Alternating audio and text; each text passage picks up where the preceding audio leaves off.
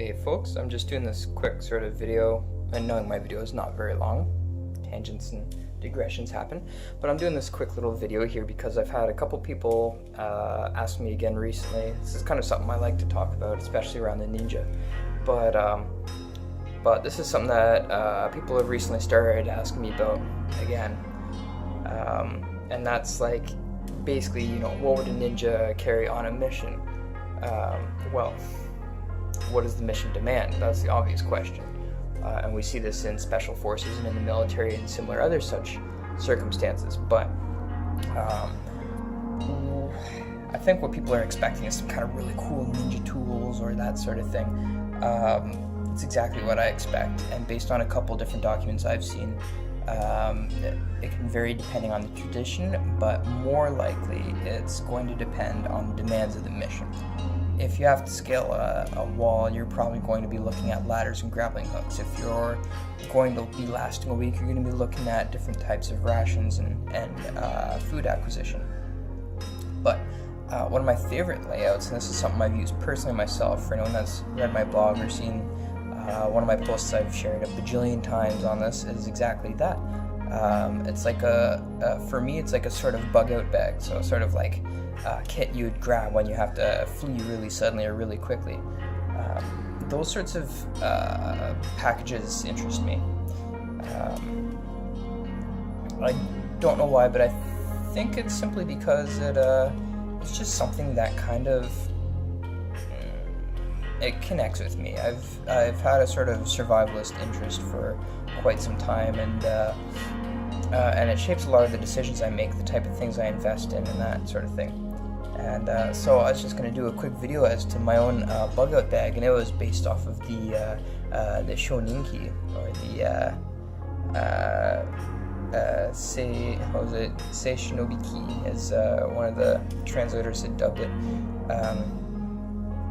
Yeah, so basically the famous ninja documentation from the Shoninki and all that sort of fun stuff.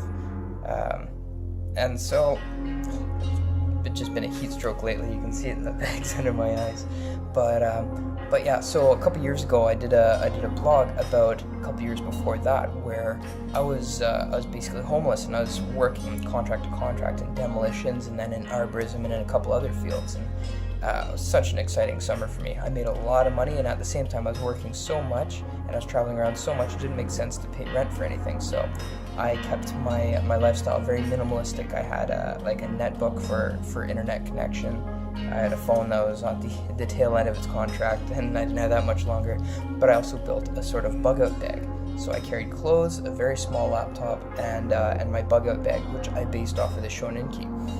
So the Shoninki, basically, right near the beginning of it, one of the first chapters, it lists, what do they dub it? It's like the Shinobu Idatachi no Narai. So it's kind of like the equipment and outfits for shinobi activities. The kind of like generic kit you'd have, the kind of loadout you'd have for a mission where you don't know how long it's going to take, you don't know what you need. Everything else is kind of reliant to be makeshift on the fly.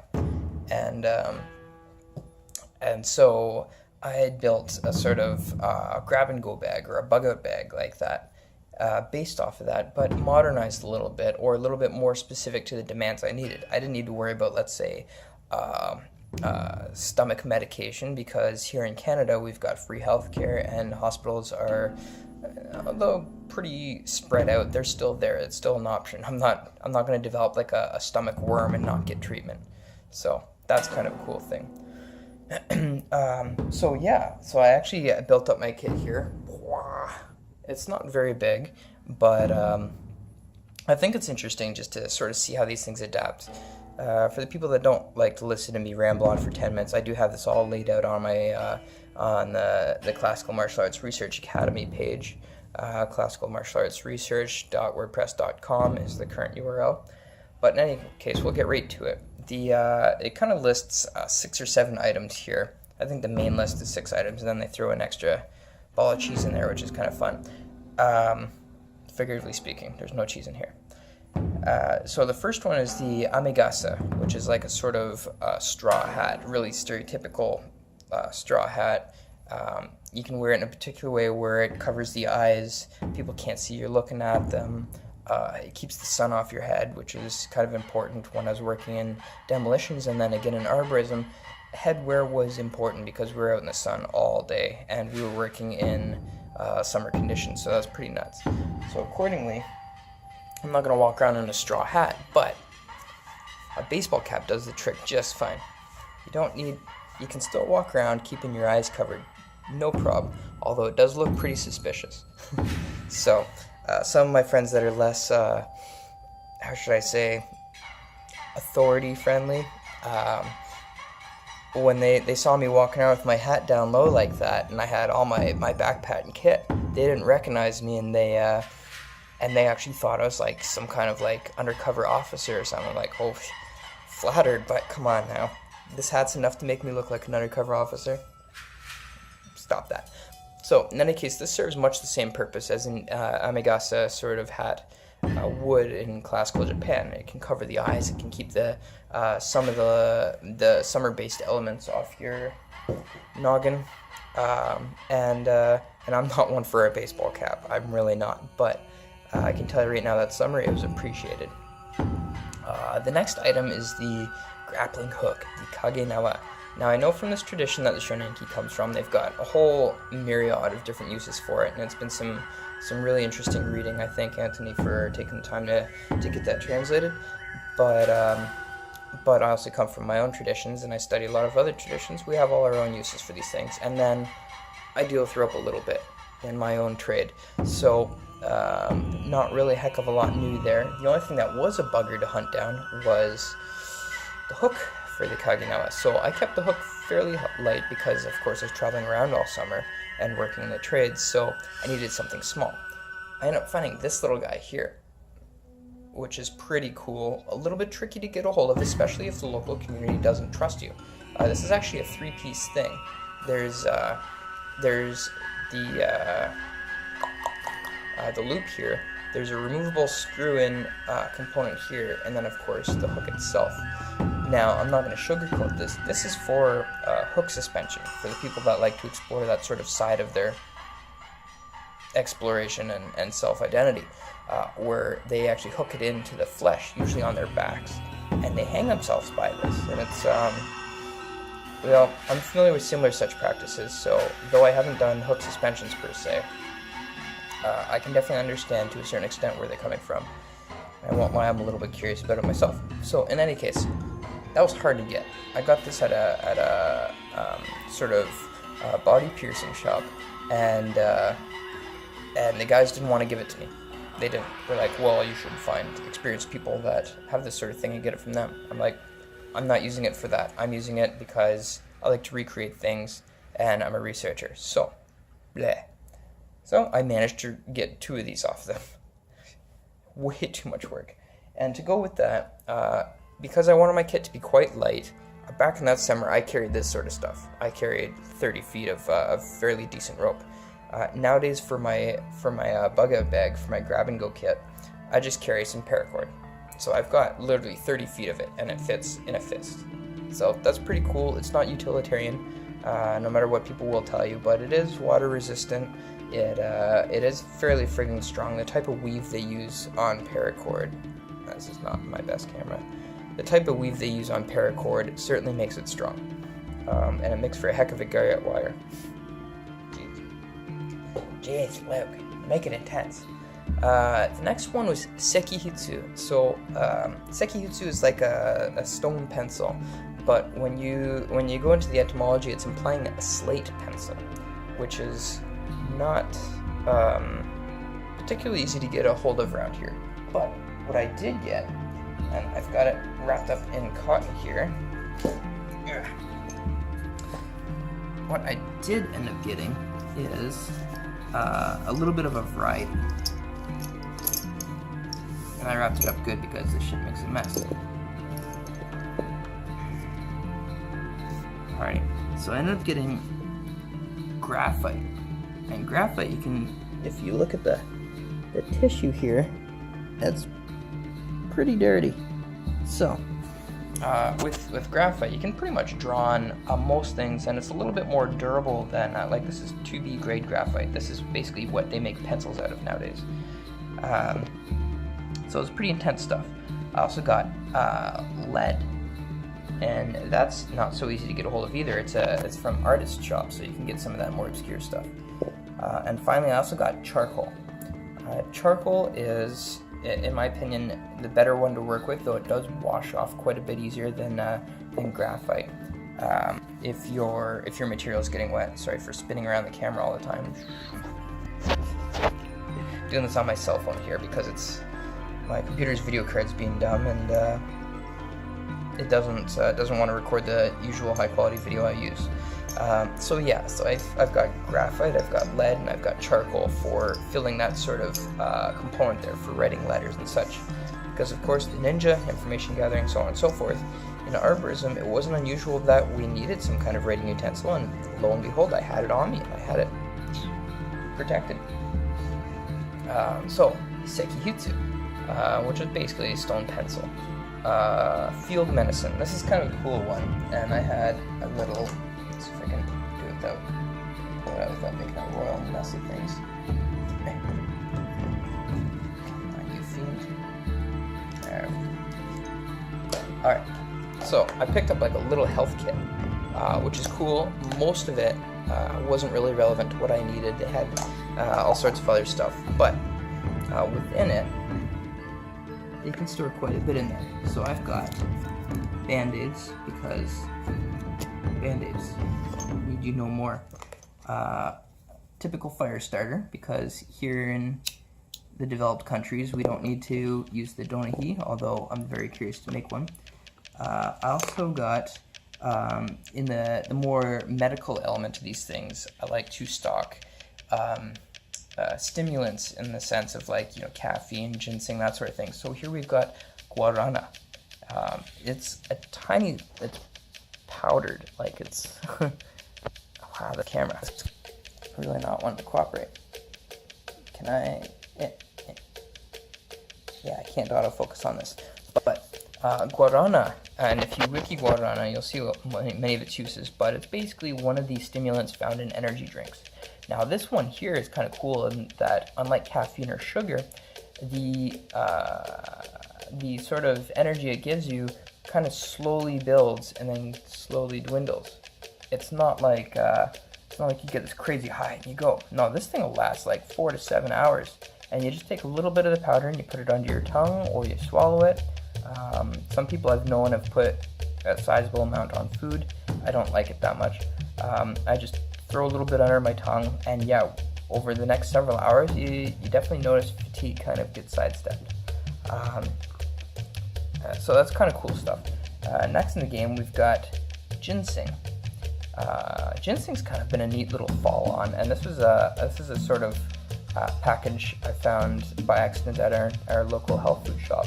You can get about 30 of these for about $14 to $16, and yeah,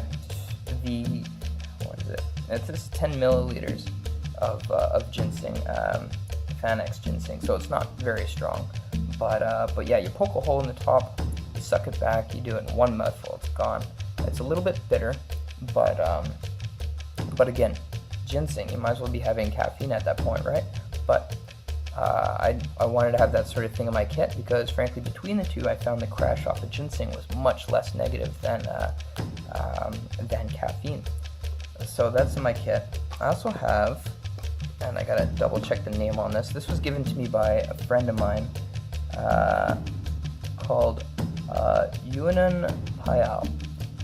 I've still got the little pamphlet for it, but it's also another sort of powder. Now with this sort of thing, we would, there it is. No, it's not gonna work, but Yunan Payao. And I believe it was, yeah, it's Chinese. There was a Chinese medicine apparently made popular during both Vietnam and World War II, and so it's used for like a blood coagulant. It would be mashed into bandages. apparently there's some dietary effects too. I've never honestly used it, but I've kept the manual here in my kit as well in case it's come down to it. And yeah, I thought that'd just be a useful kit there. So we don't exactly have conventional stomach medicine as one might find in, or it's found mentioned in the Shoninki, but yeah, that's the thing. Also, antiseptic towelettes or wipes, because you never know when you need that sort of thing. So I think that's some cool stuff there.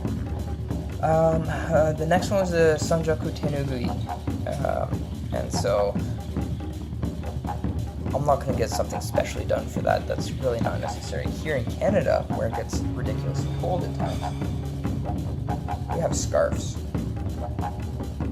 So, 3-foot scarf, and it literally folds up real nice, under clothing. I've used it folded under clothing before. In fact, I still do when the winter comes around.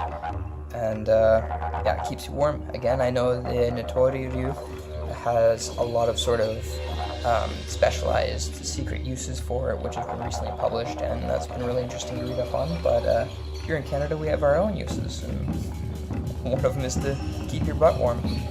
Well, your neck and your extremities, but whatever. Okay. Now, the last entry they have in this particular chapter was the Uchitake, which the kanji I'm seeing here, I've got my computer in front of me, the kanji that I'm seeing here is striking bamboo, so like a bamboo striker, or tsukikake, which is like thrust bamboo. Let's see, I believe there is definitions of these things provided here somewhere. Here you go. Yeah, it says a fire starter is a tool. This fire starter is a tool that helps you to create fire. It's a fire starter after all. Excuse me. This can be used when you need to have a fire at night. Among the different types of fire starting equipment, the donohi, which I'd like to build, body warming device is the most favorable asset. Also, they can be used for the skill of jiyaki, which hasn't been defined yet as far as I know. I'll have to pull up the first book of Nitori-ryu that Anthony's published on the subject and see if that brings up anything yet. This is a skill for ground building. Also, you can use it for arson and other purposes, because fire starting happens. So, for fire starting, I have a little big lighter, because they're plentiful. You get them for just about anywhere. I've also got waterproof tow matches. So these are matches wrapped around in tissue paper and then dipped in beeswax, which is a very, very low melting point. These are strike anywhere matches too, so if I run them across something hard enough, they'll light and they'll burn for quite a time. My record so far has been 8 minutes out of one of these. So that's pretty cool. I've basically built a wick up around a matchstick. And I learned that a couple years ago at the Huntsville Ninja Palooza, which is a lot of fun. A friend of mine hosts that. I'm looking forward to it this year. The last entry for this sort of thing. Oh, and then of course bandages, because sprains and various other injuries happen. Arborism and demolitions. We're talking hands-on demolitions, like sledgehammers in basements kind of thing. We're dropping buildings around us by hand. So we've got also a magnesium strip and striker. So it's a little bit closer to the tsukitake or uchitake. And this is something that looks like you would smash it together like a flint, but I've recently learned that it's a very different and much more subtle technique. You can see some of it got worn away here back when I was being taught on how to use it. But yeah, there's some interesting techniques on how to do that. I recommend YouTubing on how to use a magnesium strip, because you'd never guess how you use it. It's way easier than smashing the shit out of it like a piece of flint. So yeah, that's that covers all the tools in my kit, and it all fits, save for the hat and the scarf. It all fits into a little baggie like this I've got on the pull string, and yeah, very lightweight, very compact, and yeah, I had it on me all through the summer of 2014, 13, 12, 2012, no, 2013. 2012, right before I went back to college. And yeah, so that kid had been with me for a whole summer, whereas I was working through demolitions and arborism were the two trades I did that summer. And then I went back to college once I got everything sorted out. And yeah, it was a very educational sort of year for me, because I was someone who could spend my day with my nose in books, or living through the internet, or dealing with a lot of theoretical stuff. I also want to point out, and I want to do this again too, my diet during those two jobs was also that of the Hyorogan and military rations found in the Rodanshu and similar such ninja manuals. Yeah, that recipe does the job. I saved for a steak dinner that I got treated to at one point, and a couple other little sort of people handing me more money than I needed at the time instances.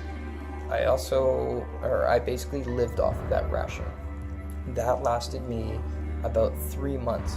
It was about 3 months solid, and I'll tell you, that was cutting down the recipe found in the Rodanshu by about 50 to 60%. Like I chiseled it down good, and I had quite a bit left over too. So if you're making a batch of that, you're doing that as a full batch, make sure you're feeding a couple people, or share, eh? But yeah, I had 5 of those Timbit-sized balls. If you don't know what a Timbit is, check it up on Wikipedia. It's kind of a national favorite donut-type pastry here. But yeah, about 5 of those a day. It wasn't that it stuffed me, but it was sustaining. Like, it got the appetite off the table. There was definitely a lot of nutrients in it, though I wouldn't recommend going more than 3 months without some variety in your diet. We're just not designed for that. But that was a cool experience. So in any case, that's the end of that. I don't have much else to talk about on this one. Thought I heard the girlfriend coming by, so the camera shyness kicks in. But it was just the neighbor, so the neighbor can hear me talking to myself. So yeah, that's an example of my sort of modernized Shinobu Iretachi no Narai, and and it served me really well. Now, this isn't like a cover-all fix. This is very general stuff. You've got a little bit of medicine, you've got a little bit of fire starting, you've got some environmental stuff like the hat and the scarf, and of course the grappling hook, and so I think it's important to understand that you need to shape your own bug-out bag or grab-and-go bag based on what you expect to deal with, and then of course some leeway for things you might not expect. But I think this makes for good groundwork. And I'd say you'd probably want to cover those 3 things if you're designing such a grab bag.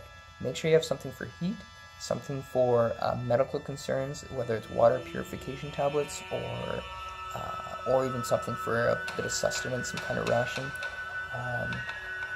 And something environmental, something clothing-wise, be it hats and scarves or decent footwear, all-terrain purposed footwear. Yeah, I think it's something that's definitely worth putting a lot of thought into. And if you Google up things like survivalists, bug-out bags, or grab-and-go bags, you'll see a lot of examples. But I find I prefer to be minimalistic and prioritize technique over technology. And for that reason, I find when I look at those grab-and-go bags, they are far too extensive for my liking. They tend to be 30, 40, 50 item things, whereas mine, as we went over here, is at about 6 or 7 items. I mean, if I were to count it up, we've got individual items. We've got 1, 2, 3, 4, 5, 6, 7, 8, 9, 10, 11, 12 items. So it's half of what the average bug-out bag is. Excuse me, just ate. Alright, So in any case, I've got nothing else to ramble on about. It's been 25 minutes of me going on. So, you guys peace out, and I hope you enjoyed some of the insights I got from living off of this sort of kit. Party on. Cheers.